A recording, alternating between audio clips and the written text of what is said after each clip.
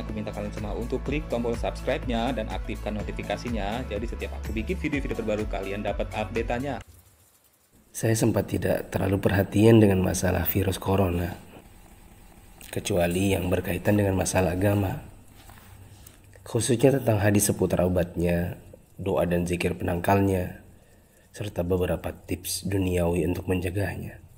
Mungkin karena saat itu corona belum hadir di Indonesia. Beritanya masih sekitaran Cina. Isinya tentang perjuangan pemerintah dan tenaga medis melawan corona di sana. Itu tergambar dari foto wajah tenaga medis yang memerah bekas masker dan kacamata. Saya hanya sebatas mengerti betapa beratnya tugas mereka. Saya sempat jengkel saat melihat video warga Iran yang menjilati pagar kuburan dan membaca tulisan tentang rakyat Italia yang dinilai sangat meremehkan. Tapi itu pun hanya sambil lalu karena positif pertama di Indonesia pun belum kedengaran.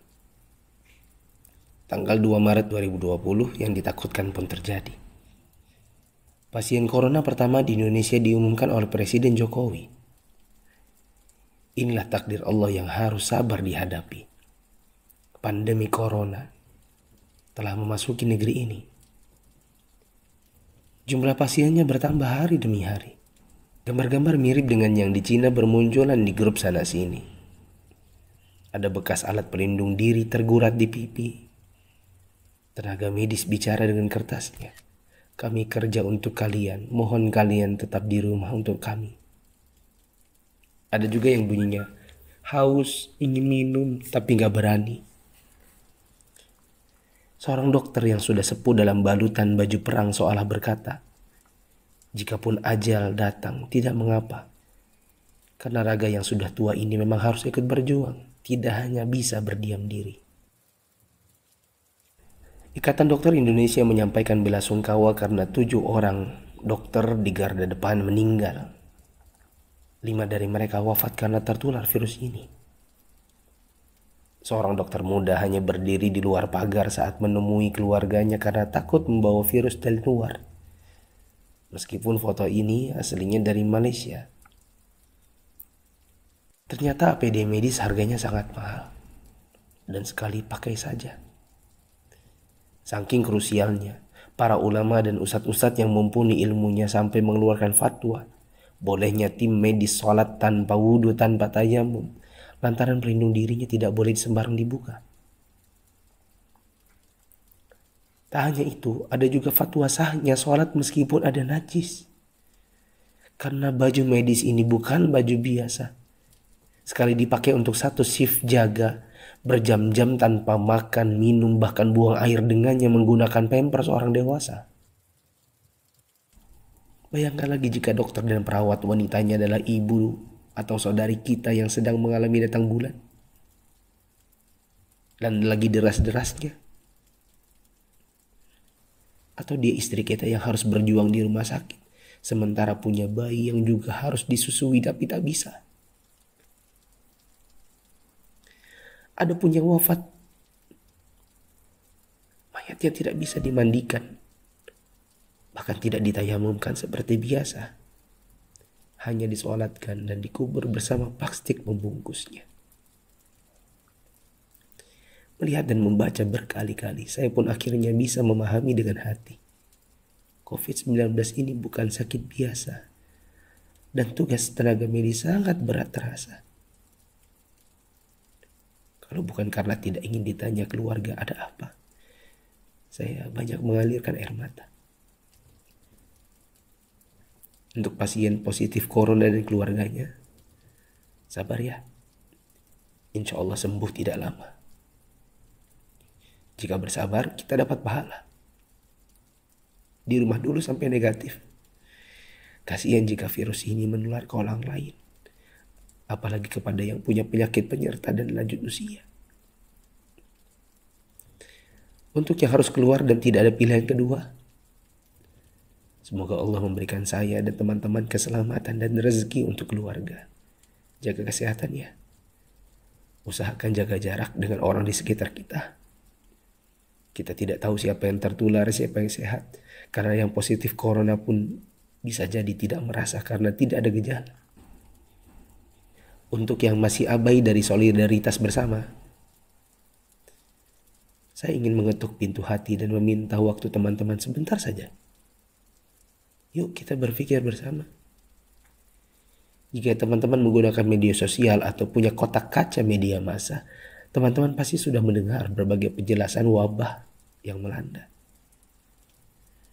Pemerintah, dokter, para pakar sudah bicara, dari wawancara hingga rekaman video HP sederhana. Para ahli statistika mengemukakan data dengan tabel, grafik, dan semua media yang mereka punya. Teman-teman pun tinggal ketik halo di WA COVID-19 dan bertanya dengan input satu huruf saja. Jika data itu jelimet untuk dibaca, mungkin teman-teman bisa nonton versi kartunnya. Semua tenaga sudah dikerahkan oleh berbagai kalangan untuk membuka mata hati kita. Jika tidak ada waktu untuk membaca, meme korek api pun sudah tersebar di mana-mana. Sampai-sampai ada yang berpikir, mungkin kalau simulasi penularan virus corona ini pakai video game, barulah anak muda yang meremehkan corona akan mengerti dan percaya. Mereka pun membuatkan potongan video gamenya. Artinya, jika usaha seperti ini masih belum menyadarkan kita, entah dengan cara apa lagi. Apakah tongkrongan kita butuh ditembaki dengan gas air mata baru kita mau meninggalkannya? Pemerintah tidak minta uang dari kita. Mereka hanya ingin kita mengikuti arahan mereka. Untuk yang menimbun dan menipu, semoga Allah memberikan teman-teman hidayah dan memaafkan dosa-dosa kita semua. Dan menimbun barang yang dibutuhkan masyarakat saat masa sulit itu termasuk dosa. Rasulullah SAW bersabda, la yahtakiru illa khati. Tidaklah menimbun barang kecuali orang yang berdosa. Terlebih lagi bila menipu dan berdusta. Kami hampir tertipu dengan penawaran masker murah yang tadinya kami akan bagikan gratis kepada orang-orang yang membutuhkannya. Di mana hati kita? Apa kita bisa tertawa saat orang lain menderita? Teman, turunkanlah harganya ke harga normal jika engkau tidak bersedia menggratiskannya, seperti pahlawan jalanan yang membagikannya. Untuk yang kaya yang sesungguhnya itu adalah jika harta itu bermanfaat bagi orang di sekitar kita, bukan hanya untuk pribadi semata. Yakinlah, kekayaan, saldo ATM, rumah miliaran, outfit jutaan, mobil mewah, memang membuat kita besar di mata manusia, tapi tidak ada artinya di sisi Allah yang Maha Kaya jika tidak menghasilkan amal dan pahala. Saya mau sumbang jam tangan dan beberapa barang lainnya yang mungkin tidak seberapa jika dibandingkan dengan teman-teman menyumbangkan harta nantinya. Terserah untuk pos dana apa, mungkin masker, mungkin APD tim medis, hand sanitizer, sabun cuci tangan, dan sebagainya. Kita harus cintai harta kita ini dan bawa dia ke akhirat. Jangan sisakan untuk dunia. Untuk Bapak Presiden, BNPB, para gubernur, wali kota, dokter, perawat, ustadz, influencers, dan fundraisers, thanks for all you've done. Terima kasih. Jazakumullahu khairan. Semoga Allah balas teman-teman dengan tambahan iman, hidayah, dan pahala, hingga kita semua bisa dikumpulkan Sang Pencipta di dalam surganya. Jika menurut teman-teman ada orang di luar sana yang belum tergerak hatinya untuk punya empati kemanusiaan dalam wabah corona ini, coba kirim ke mereka. Siapa tahu setelah ini mereka bangkit mengerjakan amal kebajikan dan kita ikut dapat pahala.